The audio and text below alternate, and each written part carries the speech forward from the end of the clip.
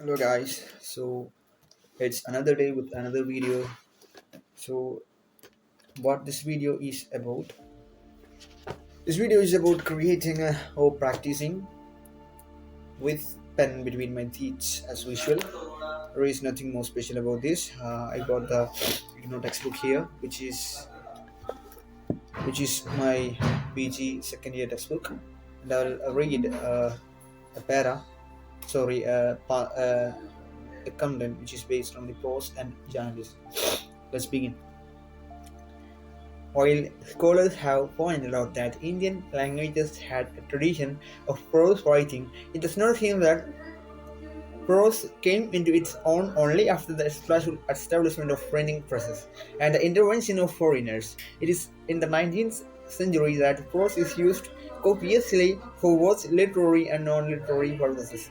The different colleges set up by East India Company, the College of Fort William at Kolkata, the College of Fort St. George at Chennai, were intended to serve the interests of British civil servants by producing grammars and readers in Indian languages. Scholars, Indian and British, employed by the college, compiled tales and other prose texts as source materials for language teaching and conducted research into the structures of various languages, both grammars and textbooks for the first 30 to 40 years and of the 19th century. One must remember that Christian missionaries had embarked on a similar activity as far back as in the 16th century itself, and that prose works, example in Tamil and Malayalam, and grammars and dictionaries, had already been produced by Portuguese, Italian, German missionaries in South India.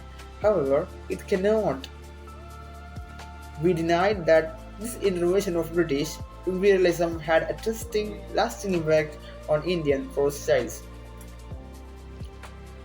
Prose became the chief pedagogical tool in language education and education in general, and thus the demand for textbooks around the country strengthened prose writing. Also, the need to defend native religions against arguments of Christian missionaries and to circulate this defense quickly and effectively called for prose writing and publication. This also led to a felt need for social reform which was too propagated through prose, and with all this came the rise of print journalism and demand for prose that would address everyday matters effectively. Newspapers and journals began appearing in various Indian languages in the first half of the 19th century. It was in these that writers experimented with prose styles. Many of the journalists going on to become established writers in the languages. As Sisir Kumar Das points out, many changes were introduced in the language. There was a sudden influx of loan notes, direct from Sanskrit and Persian, borrowings from English, neologisms.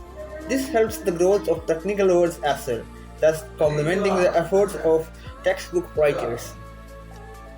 There were also many innovations in syntax, most conspicuous of which is the increasing frequency of reported speech, a feature borrowed from English.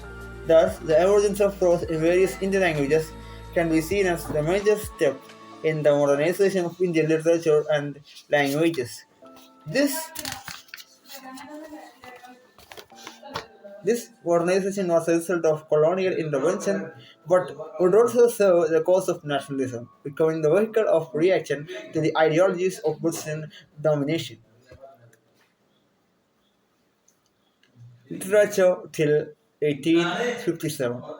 It is interesting to note that Indian English literature that was almost a natural outcome of the domination of the English language and the aspiration of Indian to write and interact in the language of power, almost in its moment of conception, is filled with patriotism and new nationalism. It would not be an exaggeration to say that it is in this literature that the notion of independent India was born. The first Indian English poet, Henry de Rosio, and the poets who followed him enunciated the idea of captive India and the need for national resurgence. They talked of contemporary issues, no doubt, but to me, their importance lies in the poems like the Ruso's Sonnets on India or the short story, A Journey of 48 Hours of the Year 1945 by Kailash Chandra Dutt, which speaks of an uprising against the British more than a century later. The revolution and the desire for freedom they exhibit was yet to enter the Indian psyche at large, yet to be exhibited in other Indian language literatures. For in the few decades of 19th century, most Indian literatures were enmeshed in the tradition. It is Urdu poetry that dominates in the spirit. The greatest of all Urdu poets, Mirza Ghalib, was as well as other writers of the period, Ibrahim Zouk, Momin, Anis, Jabir, were exponents of their tradition. The pull of Persian and Arabic can be seen in their poetry, just as pull of Sanskrit can be seen in the poetry of some other languages. Poetry in this period in Indian languages seems to be caught in a time warp. Speaking of other times and places and moments, it is only in Indian English writing that one sees the ferment that Indian polity and cultural life was going through. So that's it for today, guys. I'm concluding this now. So I'll be back with another practicing sessions. If someone want to get together in this practice journey, you can kindly DM or make a comment. I will contact you. That's it. Bye.